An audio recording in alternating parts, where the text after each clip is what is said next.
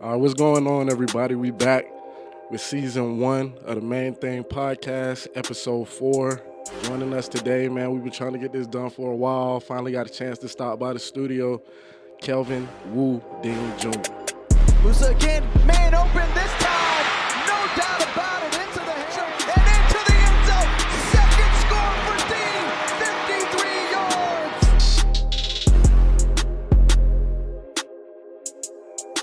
What's up, man? Hey, I'm excited to be here, man. Hey, let's do this thing, man. Let's get into it. This is what you see. Man open this time. And into the end zone. Second score for Dean. When I think about my past battles, hey, I overcame everything. You just got to keep jumping the next hurdle to be great. This is what they don't show you.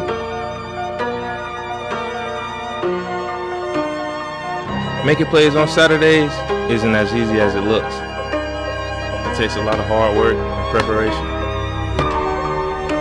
Now, I don't really give out too many of my secrets, but I'm gonna let you in on one. I just need some. The Firefly recovery device. To become a champion, you gotta train different and recover different.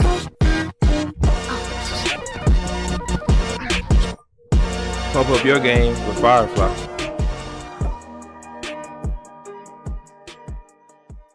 Hey, good to have you, Wu, man. Real good to have you.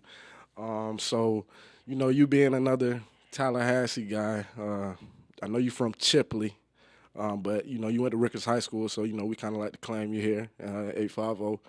So talk a little bit about, life growing up and growing up in Chipley and making that transition to play running back. When did you make that decision? And ultimately, what was your decision to decide on going to Ricketts High School? As a youngin', I was always quarterback, but I could never really throw. Like, I dropped back and end up running just because I felt like there was a lot of pressure. So throughout high school, middle school, I played running back. I was just carrying the load always from even when I was young. Then when I got to high school, it was some older guys played running back. They made me play receiver, and I was just ready to really do whatever. So at that point, I was playing kickoff return, running back, receiver. I was just a kind of athlete, corner. Played about 5 or 6 positions while I was at Chipley. It was a smaller school. I wasn't really getting recruited, so I'm like, you know what? I'm going to take it to another level. I'm going to move to Tallahassee to a bigger school. It's a running back named Destin Coates. So I used to pay attention to him. And so I went to the same school as him because I saw, like, okay, he's a big-time recruit. And I just moved to Ricketts. It was different. I moved out from with my parents probably at 16 or 17. A lot of people can't say they did that. So I kind of been independent for a minute. So growing up, it wasn't easy. Like, Chipley small and not too much recognition. So you gotta really get it out the mud. I got you. So you decide to transition and move on to Ricketts. So when you get to Ricketts, what was your time there like? Talk about, the development aspect. Some of the other players that you were around and got to play with that kind of helped you kind of realize the player you were and that you could kind of be a vital part of the Ricketts Raiders team and be somebody that, get scholarship offers and can go maybe take their game to the next level. Well, I first realized, like, okay, like, you can do this. When I got on the tight action 7-on-7 team, it was right before I moved to Ricketts. And it was straight 5 stars. It was loaded. Like, it was going to big tournaments, and I'm like, okay, I'm feeling it. Like, I belong. So I didn't really feel out of place when I was around 5 stars and big-time recruits. So I transitioned to the record breakers, a bunch of underdogs, that was really dogs around Tallahassee and the near areas. So we just started traveling out of town, state to state, and we was winning tournaments. So I'm like, okay. I finally get here in Ricketts, like spring 2018. So I got to play a spring here before I played the season. It was good. We had a good team in the spring, but like some competition things kind of made a lot of players leave, go to different schools, they separate ways. So it was just talent everywhere. We still had about 6 or 7 guys go D1 from our team, and even some of the younger guys ended up going D1. But at the time that I came, I was one of the older guys. Like, we had a lot of young, inexperienced guys trying to work together. So it was kind of rough, but I believe, like, at the end of the day, it was a good move for me. That's good. So it's good you touched on kind of knowing you belong. Doing that 7-on-7 experience, getting around other good players, because a lot of times, coaching high school ball, like, a lot of kids got talent, but they don't know how good they are. You know, it's some self doubt in that. They don't know like, hey, you can go play at this next level. So it's always good to put yourself in positions where you're around other talented players and you can kind of see how you stack up at a young age. So it was good that you got that opportunity to do that. So I was looking through like some of your stats and everything when you were at Ricketts. Man, you was a ball player. Had a couple 1,000-yard seasons, over 25 in a year, touchdown wise. So you started to gain and garner a lot of respect and a lot of attention from college programs. I was looking at your 247. You know, they had you listed as a 3-star coming out. Looking at your 247, looks like you had offers from just about everybody in the Conference USA, some Sun Belt teams. You know, you had a lot of interest. Yeah. So what ultimately led? Because I kind of know what kind of pushed you to FAU because I took a few visits there myself. Yeah. It's a good time down there. Right. So talk about what ultimately led to your decision to commit to the FAU Owls out of high school. I was originally committed to the Temple Owls, which is crazy. Okay. I went on a couple visits, and my flights was delayed, and it took me so long to get there. I ended up getting there a day late, and I just had a feeling in my gut like this probably ain't the place. Even though I was committed, I feel like this probably not the place. Wow. A month later, the head coach I committed, well, not necessarily committed to the head coach, but he left. So I began to weigh my options, and I had a few options, but it was football season. At that time, I couldn't really travel and visit anywhere just because every Friday I'm playing. It was going to be rough for me to go out of town every weekend. So around the end of my senior season, FAU hit me up, and they bought me and my parents out. It was red carpet. You know how the visit's going to be red carpet. Yeah, so we yeah. feeling it. We like, okay, this 6 or 7 hours away. We got family in Miami, so I got help if I need to go down to Miami for anything. So, I mean, I like their running back coach named Kelvin Smith. He played in the league. He played for UCF. He set records at UCF, like 2,000 yards rushing in college. So, I mean, that was kind of somebody that I felt I wanted to be coached by. Also, Devin Singletary had just entered the draft and got drafted 3rd round. So I'm like, okay, running backs from here producing. So I mean, it was a no-brainer. Like, they had Lane Kiffin, the strength staff, all the coaches was amazing. So I decided to take my next step and go there. Okay, so Lane Kiffin was the head coach. Mm-hmm. Okay, I got you. Yeah, he's a peculiar dude. Yeah, He different, man. He Yeah, different. yeah. Like, you wouldn't see him until until fall camp started. Like that whole off season, we grinding. You ain't seeing him. He's not around until fall camp coming. Then it's football mode strictly. Yeah. Got you. So you get to FAU, man. You know you're a long way from Chipley, from Tallahassee. Talk about some of the experience when you first get on campus there. You know how you go from that honeymoon phase where all the coaches telling you how good you are. You know how you're gonna be the next best thing since sliced bread. When you get on campus, we got this vision for you, that vision for you. So talk about how things played out.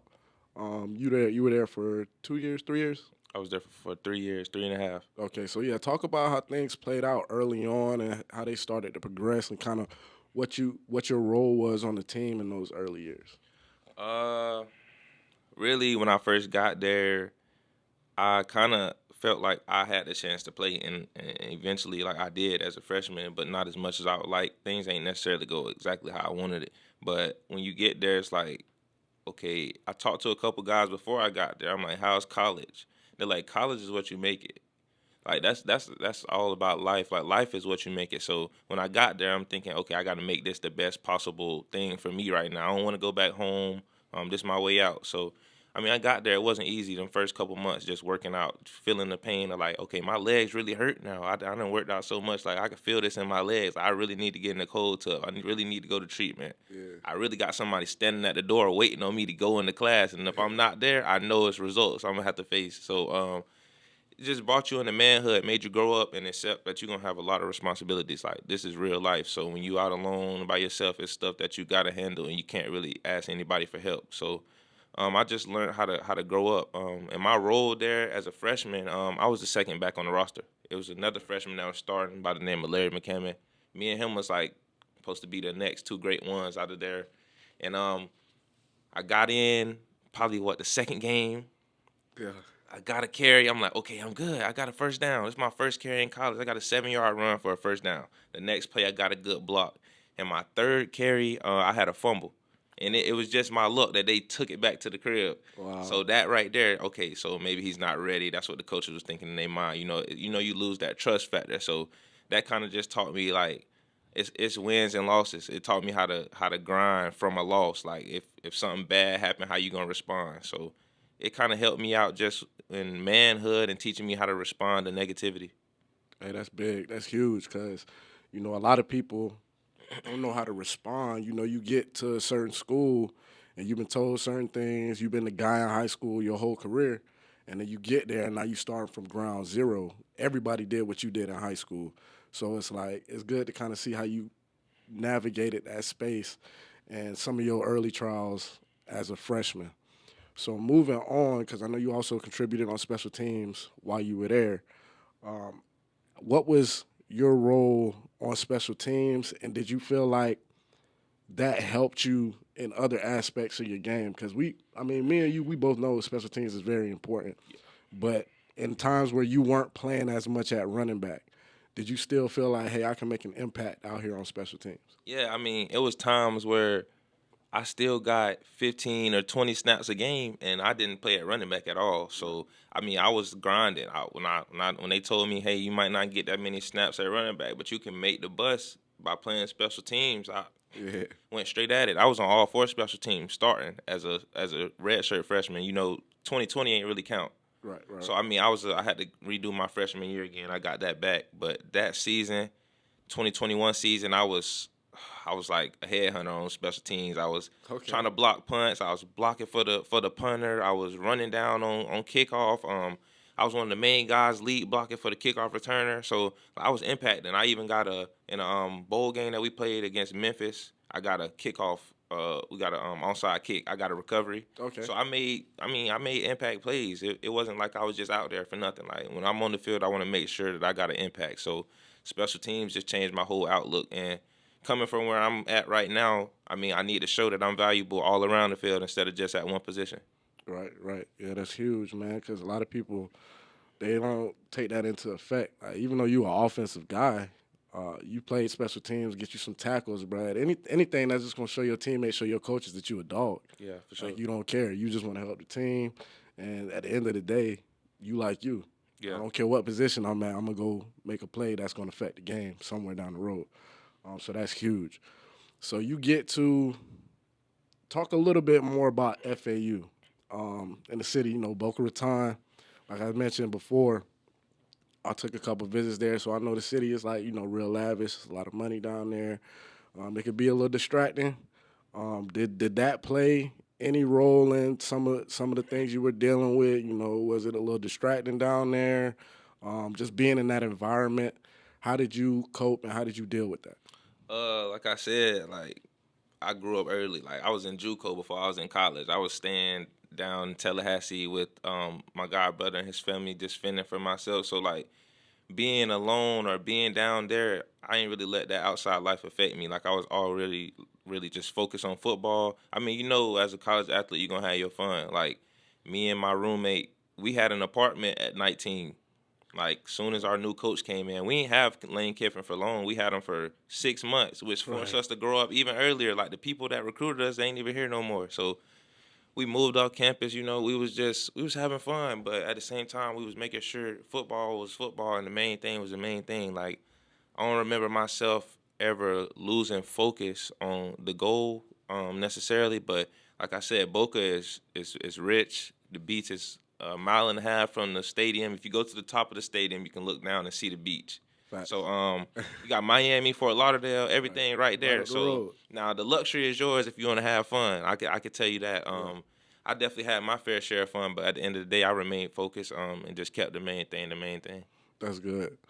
So you touched on kind of how you lived kind of like the JUCO life before you got to FAU. Let's back up a little bit. Let's touch on that, man. Talk about like that experience and what you were going through. You kind of moving to Tallahassee, staying with your cousin, your god brother. How did that situation do you feel prepared you to go down to FAU and to college and kind of deal with some of the things you're going to have to deal with?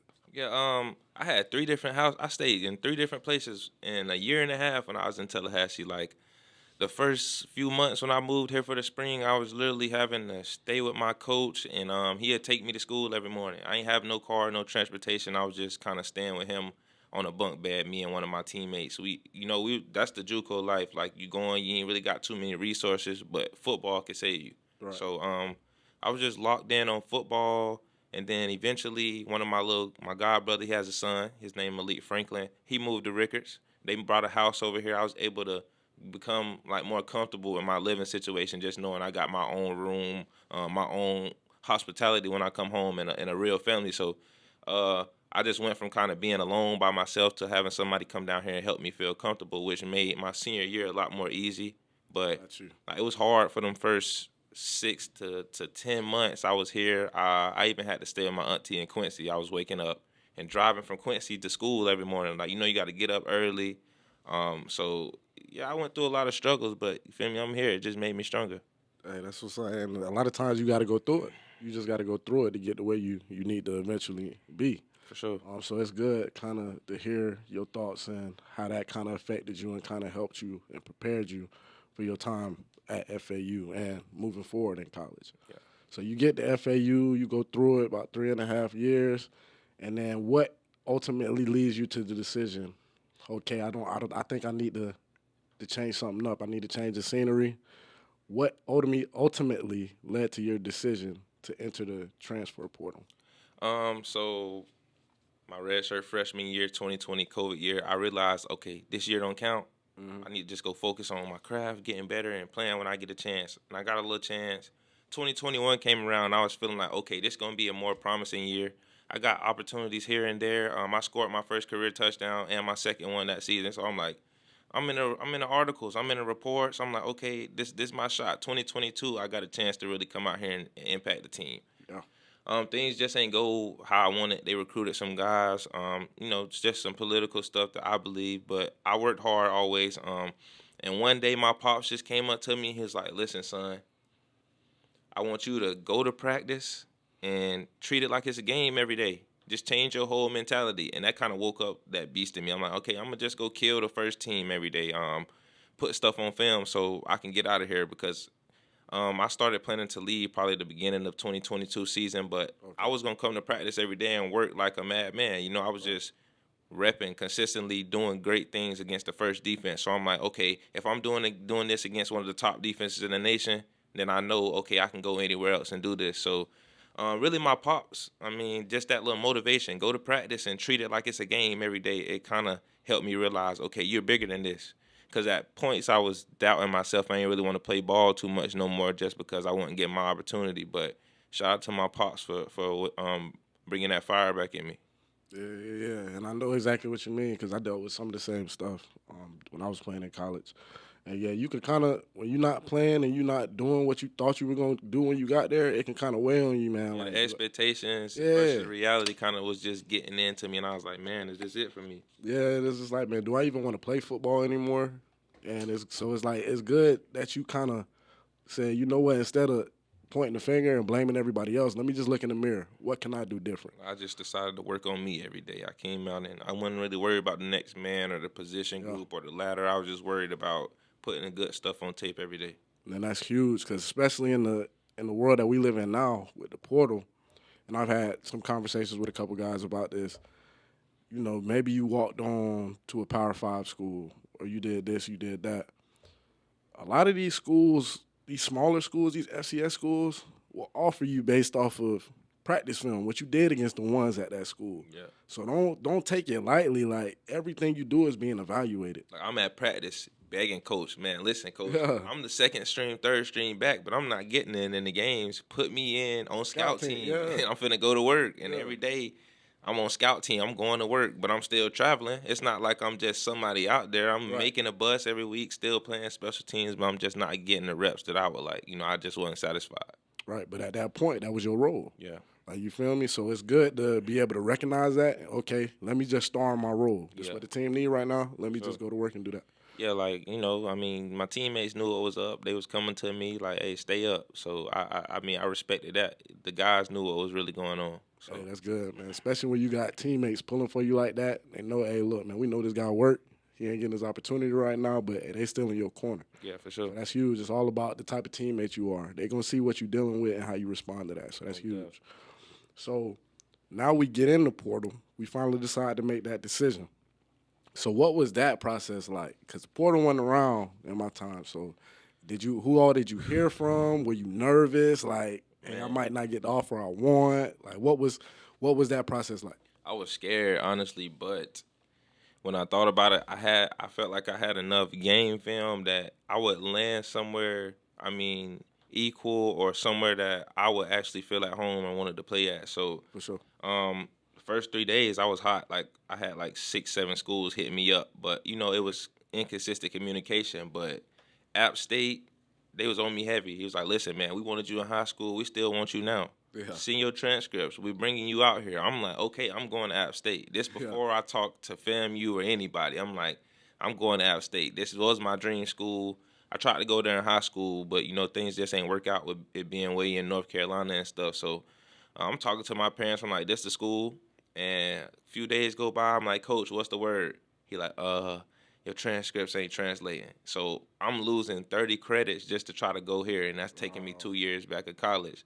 And here come FAMU, Coach Rich, the same guy that brought me from Chipley to Ricketts, was trying to bring me back to FAMU. And I'm like, man, this is a full circle moment. Right. Took my visit, and my parents loved it. Like, my dad wasn't the biggest on FAMU until he saw Dion come over here, just like a lot of people. So he was like, "Ooh, like, it's time to hop on. It's either you gonna hop on this train and see where it's gonna take you, or you could keep searching." And I'm like, "Listen, this is home.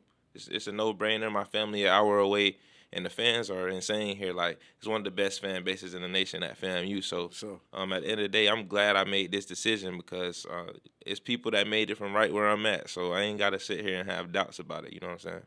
I feel you. So going from FAU, now transferring back home to FAM, what was some of the emotion behind that?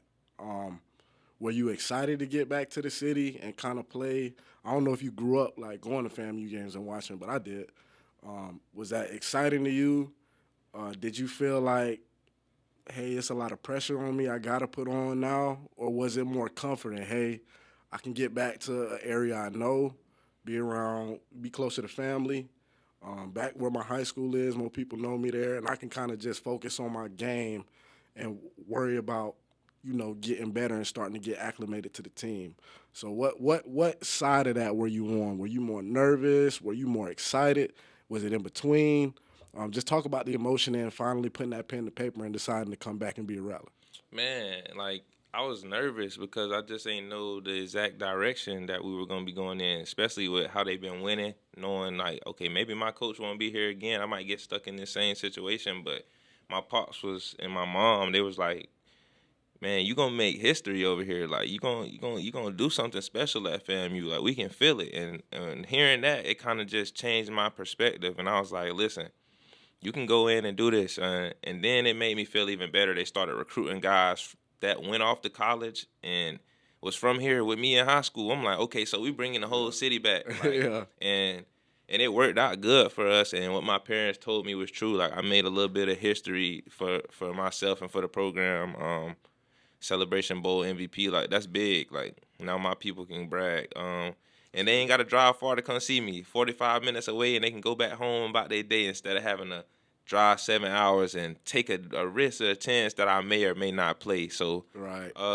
like I said, I was nervous. I was real nervous. I was scared about the turnout of things, but I knew who I was as a person and as a player, so I felt like I always had a shot to come put on. I just ain't exactly expect us to put on like we did. Like, Right. like, we went crazy for sure.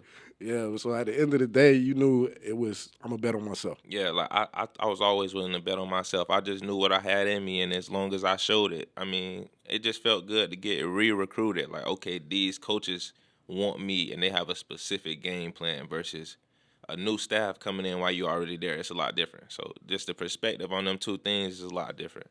Yeah, that's good. That's huge. Good to hear your input on that. So we're going to take some time. We'll be right back after this quick message. Hey Rattler fans, it's Kelvin here to announce that for this football season, I will be partnering with Krispy Kreme in Tallahassee. You can come in and get your Dean Dozen for just $10.49 at any location in Tallahassee. Dean me up.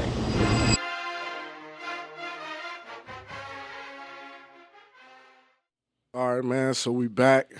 Got Kelvin Dean Jr. here, aka Woo. And you know what? While we were at the break, we took some time. I know you brought some gifts. Dig into, a Krispy Kreme box. What is this? Is that the first one? It's the first one, man. The first Dean Dozen. It's history right here. So coming soon, man. Coming soon. That's all I can say. Hey, we'll get into that a little bit later. So you entered the portal, committed to FAMU, talked about how you were excited. Didn't really know what to expect, but at the end of the day, you was gonna bet on yourself, and you knew you had it in you. Talk about what it was like, cause the year you got there, it's like FAMU, we hitting hard out the portal. Like FAMU, like, you know what, we're gonna go get guys out of the portal. We're gonna go bring guys from the city back to the fam, back to Tallahassee, and we're gonna go try to win us a HBCU national championship. Talk to me about that process, getting in the locker room when you got maybe, 40%, 35, 40% of the team not getting there until maybe July, August, coming from this school, that school. Is it hard to build team chemistry in such a short amount of time? And how did y'all kind of come together and make that work? Because I know that's not easy. Like, most of the good teams, these guys been playing together since freshman year, sophomore year, but y'all just coming out the portal with it. Yeah. So how did y'all find a way to kind of build camaraderie and kind of gel and mesh well together to kind of be able to build a strong team like y'all did? Man, like the amount of things that we had to go through together. Like we went through so much in a span of 2.5 months. So even when I got there in January, from January to the season, like we went through so much together that it was impossible for us to not want to go to war for each other every day. Like we didn't have no AC during fall camp. We in the meeting rooms with our shirts off. We just thugging it. So we going through that for 2 weeks, 3 weeks. That's enough to bring somebody closer together. Like, hey, bro, you got some extra water? Hey, you got cold water? Let me waterfall. You got a fan? Like we just busting down everything, snacks, food, water items. So even fall camp, just the little bickering, the little small fights here and there from just competitiveness, like that brought us together. Like so it was just all the trials we had to go through for that short amount of time. Like I felt like after fall camp, like, man, how could we lose with what we just went through? It's no way that somebody was working as hard to be great as we was for these past few months. Got you. So was it like a pressure thing? Like, was it like, hey man, we know we can't really mess around. We don't got a lot of time. And let's go ahead and get to work, come together, and figure out, what's the identity of our team gonna be. I wouldn't say it was pressure. It was just, listen, we talented. Can we put it together? We talented enough, but can we finish games? Can we put the whole game plan together? Can we play a complete game? Can we execute at practice when it's too cold outside so that when the game come around, we'd be good? And I just felt like certain things that we had to execute before games or during the week, it prepared us well for when the game time came. Like, we wasn't shook by anything that happened. We went down 10 points. We wasn't shook. We went down 14 points in the game. We wasn't shook. Going to halftime losing, we not shook. So I felt like we was prepared for everything just based off of what we went through. So, I kind of expected us to be that. That's real. I definitely heard you when you said, we had the talent. We just got to put it together. Yeah. Sometimes that's all it takes. Man, we good enough. Let's just go out here and do it. So now you get to FAMU, and once you get on campus and you get in camp and you realizing, hey, I'm not the only transfer portal running back they brought in. They bringing in guys like Terrell Jennings, bringing in guys like Jaquez Yant, and y'all kind of had like this three-headed snake in the backfield all year. Talk to me about, because one of the things I noticed about you, I know you're a lot better now, but during the season, like, it don't take you much to get in the game and get going. Yeah. Like, you ain't one of them guys like, I got to get my I got to get about 10 carries before I can really do something. Like, one thing I noticed about you is plug and play. Anytime you throw 9 there, it's something finna go down. Yeah. You're going to bust something. You're going to make a big play. How do you stay level-headed and keep yourself in that mode throughout the week where you seeing how the reps getting divided up? You might not be starting this game, this at the third. Maybe that's not what you thought was going to happen when you came here. But when your opportunity coming, okay, we get in the end zone. We making Kelvin Dean a household name. So how do you stay level-headed throughout that process, knowing like, hey, I may only get 10 carries this game. I might get 17 carries this game. How do you stay level and stay ready to make a play and be there for your teammates throughout that? I mean, because at the end of the day, it's all about being unselfish. Like, I'm fine with my guy going and getting him 2 touchdowns today because I might get 2 touchdowns next week. Let's just keep this same energy towards each other. Let me motivate you like you motivate me. Like, I'm never going to sit on the sideline and hate because I believe that those guys earned every rep that they got, just like I felt like they felt like I earned every rep that I got. So how could you hate on the guy that earned it just like you? Every rep that they got was deserved, and every rep that I got was deserved. So when my time came, games I ain't start. I feel like I played a little bit better games I didn't start anyway versus games I started. It was just difficult.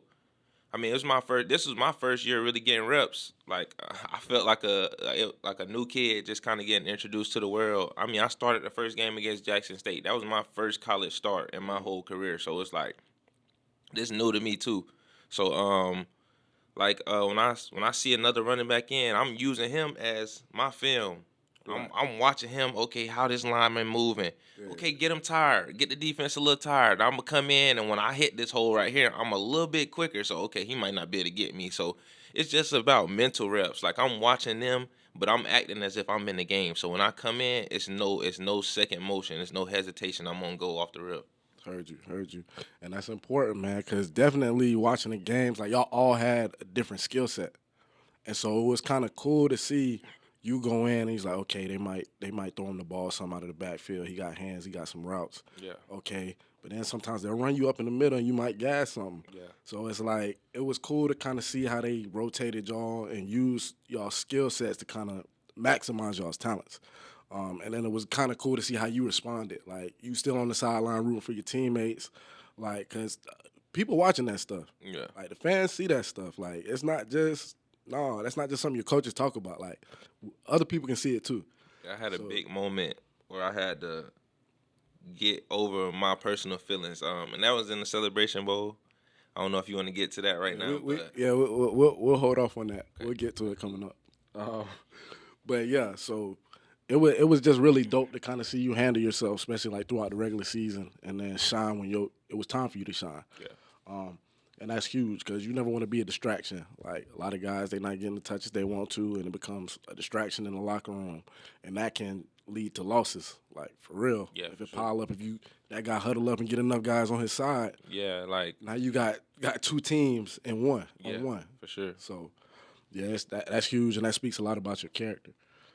So talk about just the whole – and we're going to get kind of back to what you talked about in the Celebration Bowl. But talk to me about the differences in going from FAU to now FAMU. Because in a way, you know, like speaking on HBCUs, because in a way, you might even say that FAMU got a bigger fan base than FAU. Oh, 100%. So you see what I'm saying? Yeah. So just talk about how the aspect of, for some recruits that may be out there listening to this, and maybe getting recruited by some of these smaller conferences, the Group of 5 conferences, to where, you know, you may be able to play for a national championship. If you do really good in like 2 years, you might sneak in.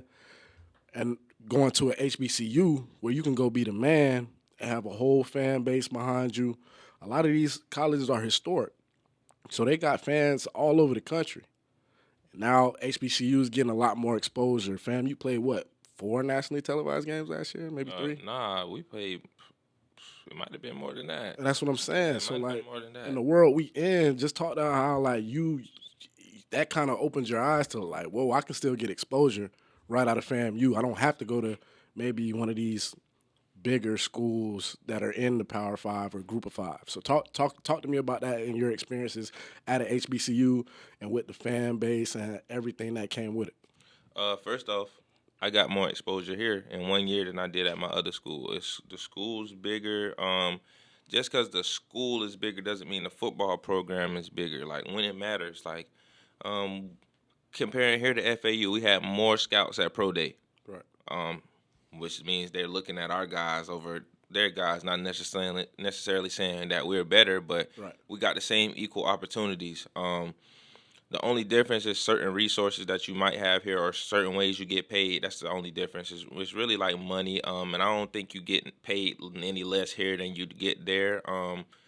I think, honestly, the speed of ball was a lot quicker here, and I felt like the players I was playing against here was way more hungry than the guys that was there, and that's just in my personal opinion because coming from there, I'm thinking, okay, these guys scrubs, like, and I don't want to talk about my teammates, but I'm like, these guys scrubs coming in. That's my thought.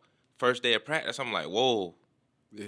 he's nice. Right. Next day, I'm like, okay, he good on defense. Like, okay, I got to watch him at practice. So I'm like, okay, so these guys are just as competitive and just as athletic and good as the people that we playing against at my other schools at FAU. The speed was just as quick, if not faster. So, I mean, it's the same thing. Football is football. It's all about winning, and NFL teams want winners. So you can go to a small school or Right. a group of five that's losing, or you come to FAMU where we just won a national championship and have all 32 NFL teams out here watching you at your pro day. Right, yeah, and like you said, man, the NFL want winners, bro. And in the world we live in today, bro, they gonna find you. Yeah, put it on tape, and they coming. They gonna You gonna find you. get your opportunity. You can get signed, mini camp. Just go Yeah. put on. Just keep putting on. They don't care where you played in Power 5, D2. They gonna find you. Yeah, If you a ball player, they'll come get you. I was actually at a restaurant the other day, and the guy was like 6'4", 250, and I'm talking to him. He like, yeah, I played at Houston Baptist or something. I'm like, cool. Like, you got more eligibility? Like, you looking to transfer? Come on, come to FAMU. Like, we stacking up right now.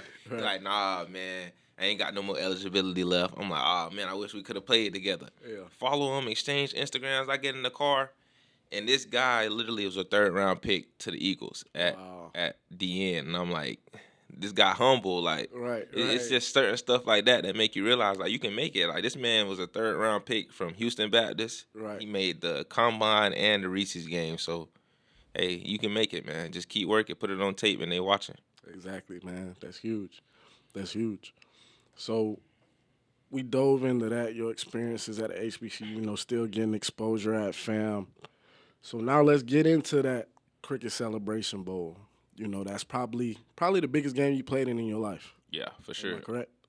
Yeah, I played against Florida. I mean, it ain't as important of a game, but when it comes to big-time teams, I mean, we used to have a Gator carpet in our house. Like, Okay, I we got you. Gator fans. I've been going to their games since a Yeah, kid. yeah. So as far as big games, it's the Celebration Bowl and then that Florida Gators game when it comes to importance to me. Yeah, I'm just talking, like stakes on the line. You playing for a HBCU national championship. Yeah. So at that point, I had met you by then, so I'm watching the games closely and kind of, I'm pulling for you.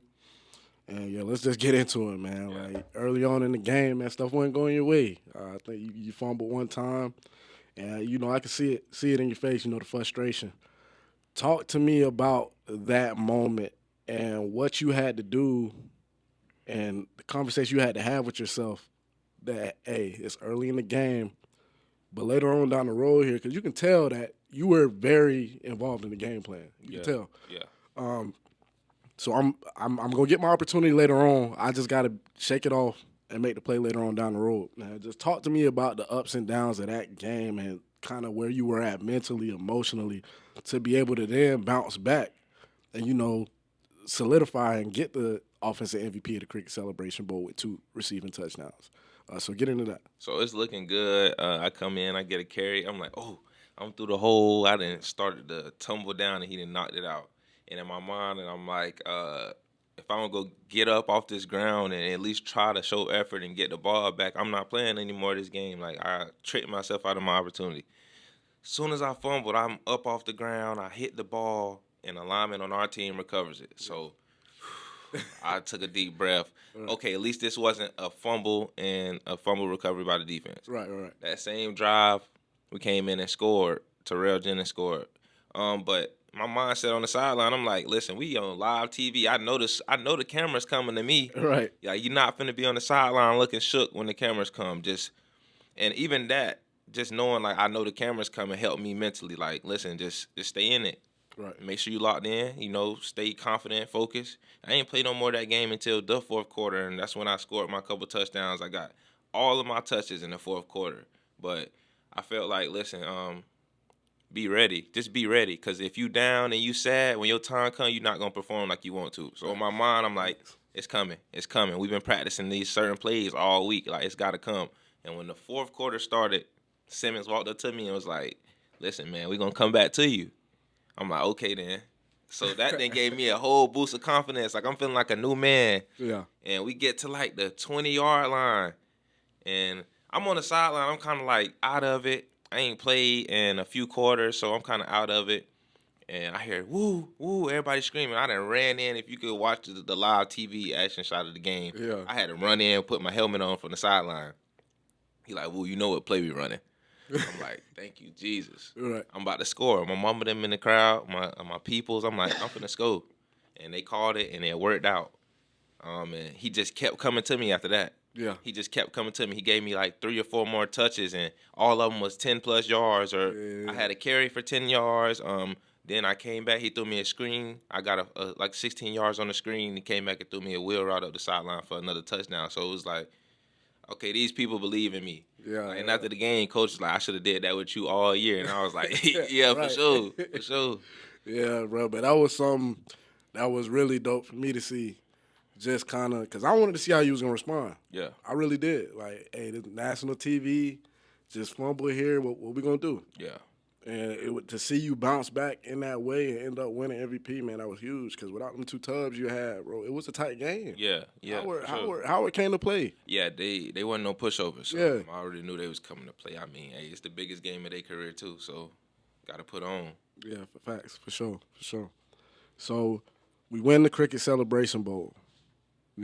That's behind you. You win Cricket Celebration Bowl MVP. Talk to me a little bit. So where do we go from there? I know you graduated shortly after. Congratulations to you. And now you're working through an off season, coming in on your last year. So how has that process been? Also talk about some of the stuff you're doing NIL wise. I know you got a couple partners, so just get into that kind of this off season process and kind of the stuff you've been working on and some of the things that you've been doing, branding wise. I know you got your own clothing company, Cultures, and I appreciate you for the gift. Yes, sir. Stopping by, bringing me the new release. Man, Hey, it's real dope. Hey, stop by, get your shirts. It's everything, good quality, oversized fit. It got everything you need. Details. So, yeah, just get into everything you've been diving into this offseason, kind of working on some of your off-the-field stuff. Yeah, after that game, I'm like, listen, it's either take your chances in the league or embrace your opportunity to be a leader. And it's more history to be made at the end of the day. So in my mindset, I started working for the history that I'm trying to make this year, certain goals and stuff that I had in mind that I wanted to do last year that ain't necessarily fulfilled just because we had a 3-headed monster. But now I feel like this year I got more of an opportunity to do what I needed to do on the field. And as far as off the field, shout out to Innovative Sports. I've been working, and this brand has been amazing for me. A lot of deals in Tallahassee, just even helping me make my name bigger and finding me opportunities that I never would have been able to get into by myself. Like Hot Works, the Krispy Kreme deal, this is huge. It's going to be a big-time opportunity. Try to get this stuff even in other places, stuff like that. But like the Hot Works deal, I just been doing also football camps around Tallahassee with youth foundations and stuff. So we're just trending forward as far as getting my likeness, my name up. And shout out to all the people that's kind of been helping me, pushing me, and getting me in these certain positions for the opportunities. Yeah, and I think you've been doing a really good job. A lot of the game changed now. So y'all got an opportunities to benefit off of who you are as an athlete. And you do a really good job of putting yourself out there, representing yourself in the right way. and that leads to you getting some of these opportunities. I know you also with Firefly Recovery. Yeah, Firefly. Yeah, talk a little bit about that device. How you like it? I mean, your legs gonna be hurting after a week of workouts, or just any time you can be resting in your house, laying in bed, watching a movie, and you recovering with the Firefly device. Like, you can warm up with it on before your workout, get your muscles and fibers moving before, like, pre-workout. So, like, you can use it for multiple things. I even let the kickers and punters use my devices that they gave me. Right. So them boys getting right. We ready to kick some 50-yard field goals this year and flip the field with some punts, just based off of what they've been doing and using that device to help them with recovery. Hey, that's real. That's huge. That's huge. All right, so going into this season, it's looking like, again, y'all gonna have to, Coach Willie Simmons. Shout out to Coach Willie Simmons. He did some really good things, laying the foundation and getting the program back to where it needed to be. Yeah. And now it's looking like, okay, well, we got to hit reset again and do what we did again last year. We got a lot of new bodies coming in the portal. Got a few quarterbacks coming in, a competition going on right now. Talk to me about how this offseason has been, just navigating new faces, new bodies, a new coaching staff. And talk about your leadership in that role. And because I see you as a leader, I see how you kind of interact and come to some of the stuff you do. I see you as a leader on the team. So talk to me now going into your last year, what that's been like, basically hitting that reset button and now trying to build that camaraderie again and get guys ready and acclimated into the program.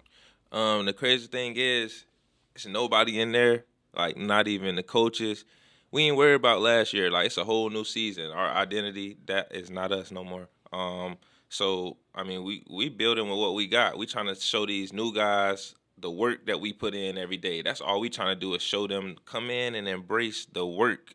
Right. And the winning and all that to come after. Let's just make sure we put in the necessary work, so when the time comes, we got more left in the gas tank than everybody else.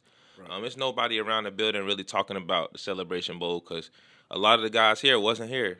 Gotcha. New recruits, they ain't win this with us, but the reason they came was because they saw what we did, and they felt like, okay, I can come impact this team the same way and help them do it again. So, I mean, we just drilling in their head. If you wanna get that feeling back that I got back, that's what I'm telling them. Like, I came to FAMU and they gave me the feeling back. Like, I feel like that guy again. They ain't walking around with my head down. Like, when I see somebody, I'm like, yeah, I'm him. Like, yeah, that's huge. So come get your feeling back, man. If you've been at another school where you ain't been getting as much reps and playing time as you wanted, perfect place to come in and feel like yourself again and put on and get some stuff on tape for the NFL scouts.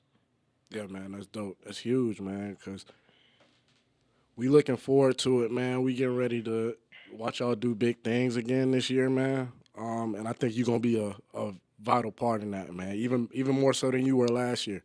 So, man, just keep doing, man. I see you working your craft every day, reaching out to different trainers, keeping your head right. See, you go up to Florida State sometimes, get with some of their running backs. Yeah. Man, that's huge because they know the type of player you are. Yeah. So they want to work out with you too. Yeah, for sure. So that's big for you, man.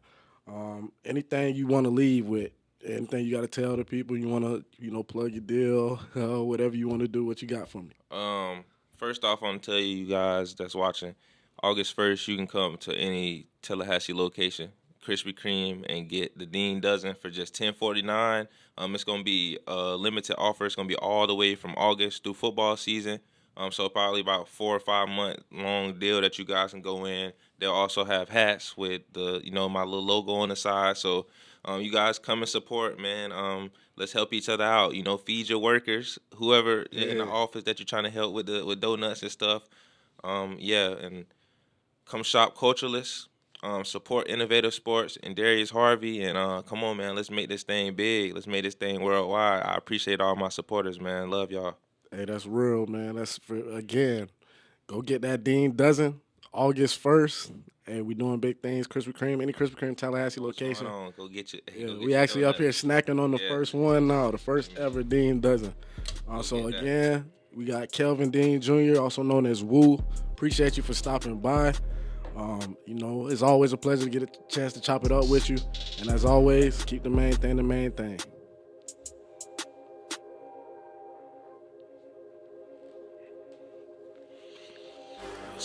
Good.